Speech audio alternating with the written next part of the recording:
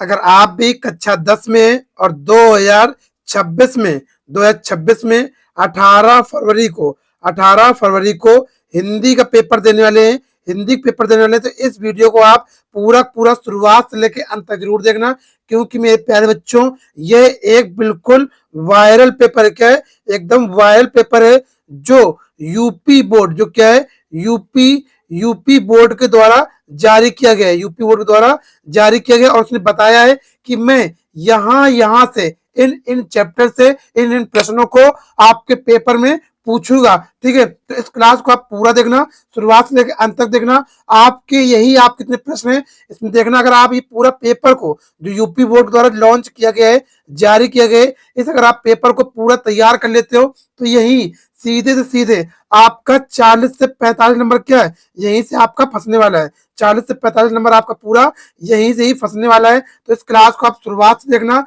और इस पेपर को आप पूरा सोल्यूशन करके जाना। और मैं इस क्लास में इस पेपर सोल्यूशन करने वाला हूँ और साथ साथ ये बताने वाला हूँ कि आपके पेपर में क्वेश्चन कहाँ से ज्यादा अधिकतर बनेंगे। ठीक है, ये एक मॉडल पेपर है और इसको वाइल्ड पेपर भी हम कह सकते हैं। कक्षा 10 का है। सबसे पहले देखो यहाँ पर समय आपको दिया जाएगा 3 घंटे 15 मिनट दिए जाएंगे। पूर्णांक कितना होगा, 70 नंबर का इसका पूर्णांक होगा। ठीक है, 70 नंबर का पूर्णांक है। अब यहाँ पर निर्देश पढ़ लेते हैं, थोड़ा निर्देश पढ़ लेंगे, यहां से पढ़ के ही निर्देश जाएंगे तो वहां पर भी कोई दिक्कत नहीं आएगी।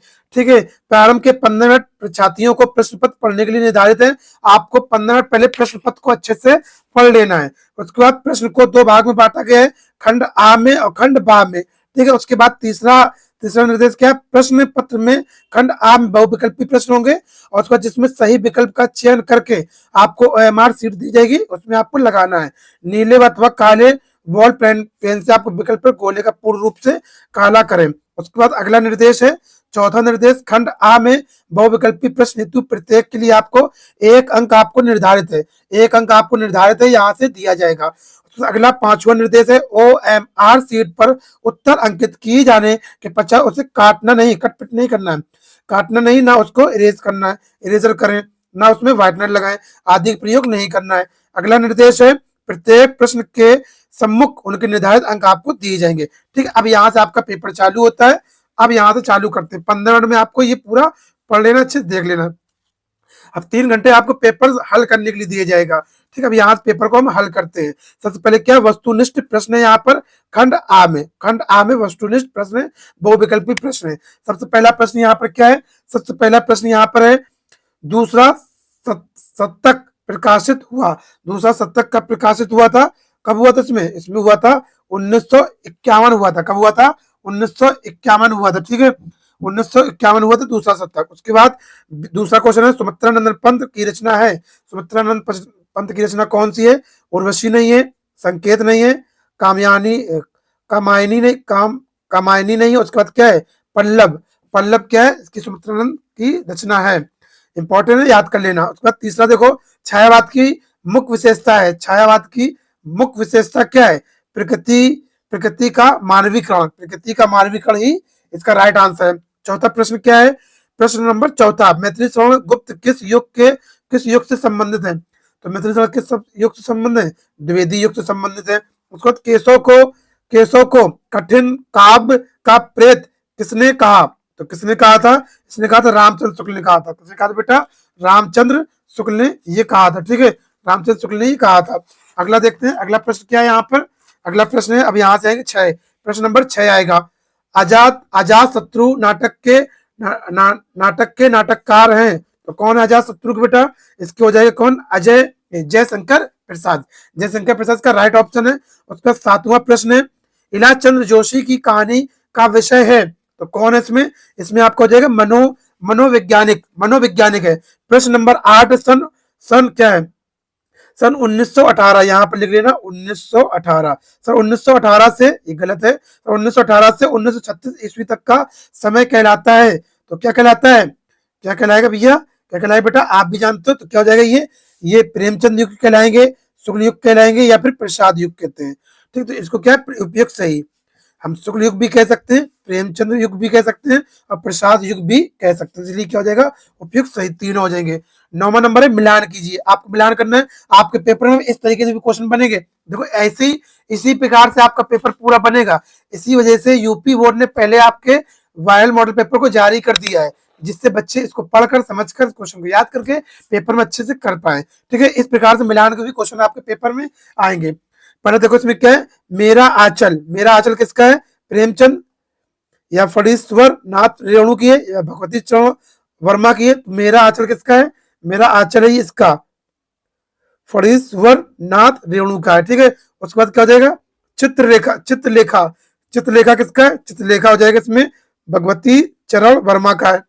उसका उसने कहा कि किसका हो जाएगा, चंद्रधर शर्मा गुलेरी का हो जाएगा। उसके बाद कफन किसकी है, कफन जो रचना है वो किसकी है, प्रेमचंद की है। किसकी है, प्रेमचंद। तो अब देखो मिलाओ इसमें, पहले का क्या है खा, पहले का खा, दूसरे का गा, तीसरे का गा और चौथे का का। तो यही वाला ऑप्शन क्या हो जाएगा इसका, 9 में कौन सा हो जाएगा, 9 में का हमारा ये हो जाएगा कौन सा, 9 में का ए हमारा बिल्कुल राइट हो जाएगा, 9 में का ए बिल्कुल सही हो जाएगा। ठीक है, 9 में का ए। इस प्रकार से क्वेश्चन बनेंगे। 10वां देखो, निम्नलिखित में से उपन्यास है तो कौन है, कफन एक उपन्यास है। ठीक है, कफन एक उपन्यास है। उसके बाद कफन एक उपन्यास है, सॉरी, तो क्या हो जाएगा इसमें, देखो कौन सा है, इसमें उपन्यास बताना है तो कौन कौन सा इसमें, पहला है सेवा सदन उपन्यास है।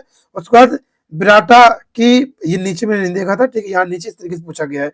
तो विराटा की पद्मिनी भी एक उपन्यास है। उसके बाद क्या है, चित्रलेखा भी क्या है, उपन्यास है। इसका राइट ऑप्शन कौन सा हो जाएगा, सी इसका राइट ऑप्शन है। ठीक है, सी इसका, ये उपन्यास नहीं, कफन जो है वो उपन्यास नहीं है, याद रखेंगे। अगला क्वेश्चन देखो 11 नंबर है, यहाँ से व्याकरण चालू हो गई आपकी, यहाँ से आ गई व्याकरण। ठीक है, व्याकरण आपकी आ गई। व्याकरण आपकी कितने नंबर की, 10 नंबर की आएगी। ऊपर जो थे गद्य पद के 10 क्वेश्चन थे 10 नंबर के। अब करोड़ रस का स्थायी भाव होता है, तो करोड़ रस का कौन सा स्थायी भाव होता है, इसमें होता है शोक होता है। करोड़ में क्या होता है, शोक होता है। ठीक है, करोड़ में शोक होगा। अगला देखो प्रश्न नंबर है 12 क्या है, सोहत ओढ़े पीत पटश्याम सलोने गात मनो नीलमणि शैल पर आतप प्रयोग प्रभात, उपयुक्त पंक्तियों में से कौन सा अलंकार है। तो कौन सा अलंकार है, देखो यहाँ पर कौन सा अलंकार हो जाएगा, यहाँ पे क्या आ रहा, मानो आ रहा। ठीक है, मानो बार बार शब्द आ रहा है, तो इसलिए इसमें कौन सा हो जाएगा, जिसमें मानो शब्द बार बार आता है वो कौन सा हो जाएगा, वो होता है उत्प्रेक्षा अलंकार हो जाएगा, उत्प्रेक्षा अलंकार है। अगला 13 नंबर देखो, यह एक समांतरिक छंद है, इसमें 4 चरण होते हैं, प्रत्येक चरण में 11-13 के विराम से 24 मात्राएं होती है, किस छंद का लक्षण है। तो किस छंद का लक्षण होता है, इसका हो जाए क्या, रोला का छंद का लक्षण है। फिर हार शब्द में किस उपसर्ग का प्रयोग किया गया है, तो किसका उपसर्ग है, प्रा का, किसका, प्रा, देखो प्रा का प्रयोग किया गया है। पंचतंत्र में कौन सा समास है, पंचतंत्र में कौन सा समास है, इसमें हो जाएगा द्विगु समास हो जाएगा। ठीक है, द्विगु समास हो जाएगा। 16 नंबर है, अर्थ के आधार पर वाच के कितने भेद होते हैं, तो वर्ग कितने भेद होते हैं बेटा, इसको होते हैं 8 भेद होते हैं। आंसू का तत्तम रूप होता है, तो क्या होता है इसका, आंसू का भी होता है क्या, अश्रु होता है। कर्मवाच में प्रधानता होती है, कर्मवाच में किसकी प्रधानता होगी, कर्मवाच में कर्म की प्रधानता होगी। कर्मवाच कर्म की प्रधानता, कर्ता में किसकी होती है, कर्ता की प्रधानता होती है। ठीक है, तो कर्मवाच में कर्म की प्रधानता होती है। ताब शब्द में वचन और विभक्ति है, तो कौन सी वचन और विभक्ति है, तो इसमें हो जाएगा 19 का क्या हो जाएगा, डी, चतुर्थी विभक्ति बहुवचन है। अगला 20 नंबर, निम्नलिखित शब्दों में से सर्वनाम है, तो मनुष्य है, बचपन है, कोई है या उपयुक्त सभी है। तो क्या हो जाएगा इसका, जो 20 का हो जाएगा सी नंबर, कोई क्या है, एक ये प्रोनाउन है। ठीक है, सर्वनाम है ये आपके पूरे बहुविकल्पी आपके सॉल्व हो चुके हैं। अब देखते हैं यहाँ से, अब क्या है, खंड बा आएगा, खंड बा यहाँ से आने वाला है, खंड बा आएगा और वर्णात्मक प्रश्न होंगे। यहाँ से वर्णात्मक प्रश्न नंबर 1 आपका दिया गया, पहले निम्नलिखित गद्यांश पर आधारित 3 प्रश्नों का उत्तर दीजिए। ये आपके 6 नंबर के होंगे। 3 प्रश्न आपसे पूछेंगे, तीनों प्रश्न 2-2 नंबर के होंगे। ठीक है, ये आपका पूरा क्या दिया गया है, गद्यांश दिया गया, भिन्न भिन्न धर्मों के मानने वाले भी जो सारी दुनिया के सभी देशों में बसे हुए हैं, यहाँ भी थोड़ी थोड़ी संख्या में पाए जाते हैं। और जिस तरह यहाँ की बोलियों की गिनती आसान नहीं, उसी तरह यहाँ भिन्न भिन्न धर्मों के संप्रदायों की भी गिनती आसान नहीं। इन विभिन्नताओं को देखकर अगर अगर अपरिचित आदमी घबरा कर कह उठे कि ये एक देश नहीं अनेक देश का एक समूह है, ये एक जाति नहीं अनेक जातियों का एक समूह है, तो इसमें आश्चर्य की बात नहीं है, क्योंकि ऊपर से देखने वाले को कोई गहराई से नहीं में नहीं जाता, विभिन्नता ही देखने में ही विभिन्नता विभिन्नता ही देखने में आएगी। ये हो गया पहला प्रश्न। इसमें क्या है, उपयुक्त गद्यांश का संदर्भ लिखिए। ये प्रश्न सबसे पूछा जाएगा आपका, ठीक है, ये कोई से भी गद्यांश पूछा जाएगा, ये प्रश्न आपका बिल्कुल पक्का है, 2 नंबर। और ये गद्यांश में लिखना है आपको। तो ये किससे लिया गया है, ये किससे लिया गया है, ये जो लिया गया किससे, इसका प्रयोग गद्यांश लिखना है आपको। तो ये इसका देखो यहाँ पे लिख देना पाठ, और पाठ के बाद क्या लिख देंगे, लेखक। पाठ और लेखक, तो पाठ का नाम क्या है, किससे लिया गया, ये लिया गया भारतीय संस्कृति से लिया गया। किससे लिया गया, भारतीय संस्कृति, संस्कृति से ही लिया गया।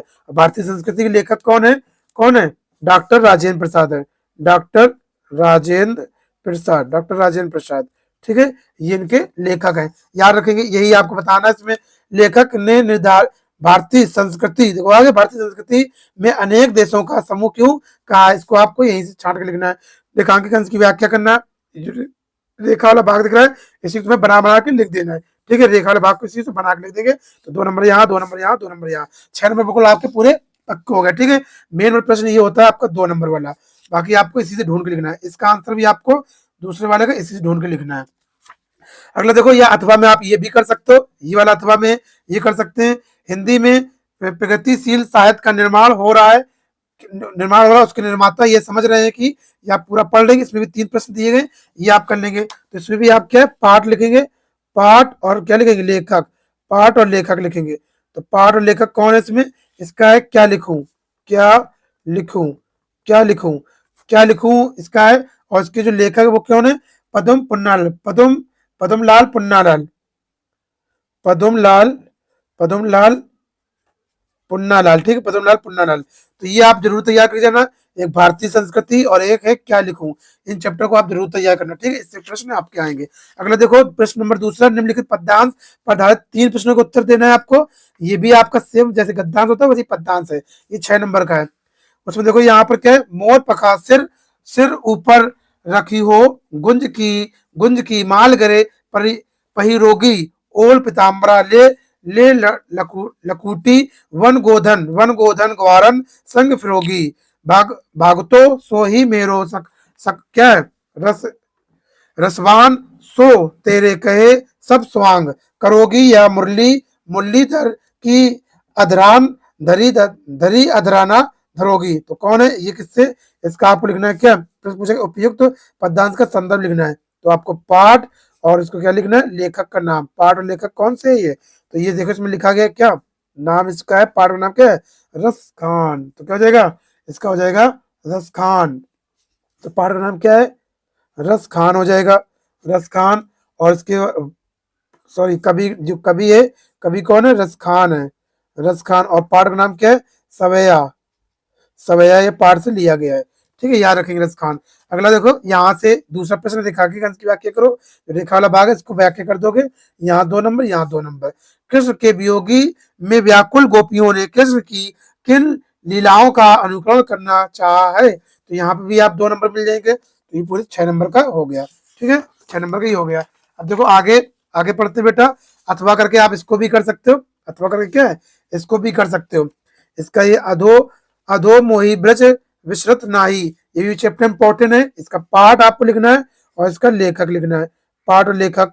तो कौन इसका पाठ कौन है, ये पाठ है, ये पद से लिया गया है, और लेखक कौन इसके, पद के सूरदास है, सूरदास। तो ये आप जरूर तैयार करना है, एक पद वाला यानी पद वाला पाठ एक तैयार कर लेना, और एक आपको तैयार करना कौन, सवैया वाला पाठ, ठीक है, ये आप तैयार कर लेंगे। ये आप देखो 2 में से कोई भी एक कर सकते हैं। अगले देखो प्रश्न नंबर 3 है, दिए गए संस्कृत पद्यांश गद्यांश में से किसी एक का संदर्भ सहित हिंदी में अनुवाद करना है। 2+3 आप इसका संदर्भ लिखेंगे 2 नंबर, और हिंदी में अनुवाद लिखेंगे तो 3 नंबर। ये आपको पूरा लिखना है, ठीक है। इंद्र नगरी वाला ये संस्कृत से या फिर अथवा में लगा है, आप ये वाला कर सकते हैं, ठीक है, ये वाला कर सकते हैं। आप पूछोगे ये कौन से वाले से लिया गया, ये जो पहला वाला है ये पाठ कौन सा है, ये देखो कौन सा है, ये पहला वाला जो पाठ है वो है वाराणसी से, किससे, वाराणसी से, वाराणसी से लिया गया है। और ये वाला जो पार्ट देखो यहाँ पे अस्माक संस्कृति, तो ये भारतीय संस्कृति से, ये कौन से पार्ट से, भारतीय संस्कृति, भारतीय संस्कृति से लिया गया है। ठीक है, ये आपको ये पूरा हो गया। अगला देखो, ये भारतीय संस्कृति से ये वाला, ठीक है, ये वाला। अगला देखो यहाँ पे प्रश्न नंबर 4 है, दिए गए संस्कृत पदनाम में से किसी एक का संदर्भ शायद हिंदी बनवा लिखना है। दो आपको पदनाम के संदर्भ दिए जाएंगे, माता गुरुतरा नो भूमि, एक ये दिया जाए, दो में से कोई भी एक कर सकते हैं। तो ऊपर वाला इसमें से किसी का संदर्भ लिख के अर्थ लिख देंगे। तो ऊपर वाला देखो क्या है, जीवन सूत्राणी से लिया गया, ये किससे, जीवन सूत्राणी से, और नीचे है पदो प्रवृद्धो ग्रामीणा से लिया गया है, ये आप याद कर लेंगे। पांचवा प्रश्न है, अपने पठित खंड का आपके आधार पर निम्नलिखित प्रश्नों का उत्तर देकर लिखिए। आपको ये आपको आएगा 80 शब्दों में लिखना पड़ता है, 3 नंबर का। आपके जिले के अनुसार इसको लिखना पड़ेगा, जो आपको जिला लगता होगा उसी अनुसार आप लिखेंगे। ठीक है, मुक्ति यज्ञ, मुक्ति दूत, एक में जीवन परिचय होता, एक में चित्रण होता है और एक में कथाकार संग होता है। ऐसे ही करना। तो कौन सा आपका जिले में लगता है, अपना ज्योति जवाहर जो होता है वो कानपुर देहात में लगता है। ठीक है, आप अपना बताएंगे आप कौन से जिले से, आपको कमेंट करके बताएंगे तो आपको बता दीजिएगा। अभी आप लोग कमेंट करें कि आप कौन से जिले से वीडियो को देख रहे हैं। अगला प्रश्न नंबर 6 का क्या है, दिए गए लेखकों में से किसी एक का जीवन परिचय देते हुए उनकी प्रमुख रचनाएं लिख रहे हैं। 5 नंबर का है, डॉक्टर राजेंद्र प्रसाद, रामधारी सिंह दिनकर, आचार्य रामचंद्र शुक्ल। ये तीनों में से कोई एक करना पड़े। ये जो है 100% आपके पेपर में छपेगा, ये भी 100% छपेगा। इन दोनों को आपको छोड़ना नहीं किसी भी हालत में, दोनों को आप तैयार कर लेंगे। ठीक है, अगला देखो प्रश्न नंबर यहाँ पर कौन सा, खा है। प्रश्न नंबर खा, दिए गए कवियों में से किसी एक कवि का जीवन परिचय देते हुए उनकी रचनाएं लिखना है। बिहारीलाल, सूरदास, मिथिलेश्वर, तीनों को आपको तैयार कर लेना। 1001% है कि आपके पेपर में तीनों छपे मिलेंगे। ठीक है, इन तीनों में से कोई ना कोई एक जरूर आएगा, पक्का है। उसका 7वां प्रश्न है, अपनी पाठ्य पुस्तक में से कंठस्थ कोई एक श्लोक लिखिए जो इस प्रश्न में ना आई हो। तो आपको 4 लेने की श्लोक याद कर लेना, ये 2 श्लोक आप याद कर लेंगे, 2 नंबर के यहाँ से। प्रश्न नंबर 8, निम्नलिखित में से किन्हीं दो प्रश्नों का उत्तर संस्कृत में देना है। 1, 2, 3, 4 है, तो इन 2 में से किसी का, इन 4 में से किसी का 2 का हम उत्तर दे सकते हैं। प्रश्न नंबर 9 है, निम्नलिखित में से किसी एक विषय पर निबंध लिखना है। तो शब्द सीमा क्या, 200 शब्द है, 7 नंबर का है। उसके बाद देखो यहाँ पर पर्यावरण प्रदूषण है, विज्ञान है, यातायात के नियम है, जनसंख्या की वृद्धि, लाभ और हानि बताना है। ये भी इंपॉर्टेंट, 100% इंपॉर्टेंट, ये आएंगे, ये सारे आपको तैयार कर लेना। ठीक है, 10वां प्रश्न, लास्ट प्रश्न है आपका, क्या उत्तर मध्य रेलवे को एक ऐसा शिकायती पत्र लिखिए जिनमें ट्रेन में साफ सफाई और सुविधाएं न उपलब्ध हो, उसका उल्लेख हो। ठीक है, ये 4 नंबर का होगा आपका, तो ये आपको याद रखना है। 1 नंबर आपका पैटर्न मिलता है, 3 नंबर जो होता है आपको लिखने को मिलता है। अथवा करके लगा, आप ये नीचे भी लिख सकते हैं, अपनी रुचियों का उल्लेख करते हुए अपने मित्र को एक पत्र लिखना है। ठीक है, जो आपकी जिस विषय में आपकी रुचि, जो आपको अच्छा लगता है, उसमें आपको विषय के बारे में उसको आप अपने दोस्त को बताना है। ठीक है, इस प्रकार से आप पूरी तैयारी करेंगे और इतना आप पूरा पेपर तैयार करके जाएंगे तो मैं कह सकता हूं आपके हिंदी में क्या है, 100 में से 95+% नंबर जो है वो आपके कहीं नहीं गए। ठीक है, आई थिंक आपको वीडियो अच्छी लगी तो लाइक करें, चैनल सब्सक्राइब करें और दोस्तों तक इसको जरूर शेयर करें। कम से कम एक बच्चा, एक लड़का, एक लड़की अपने 2-3 मित्रों के साथ जरूर शेयर करें। मिलते हैं नेक्स्ट वीडियो में दूसरी वीडियो के साथ, तब ख्याल रखिएगा, बाय बाय, टेक केयर।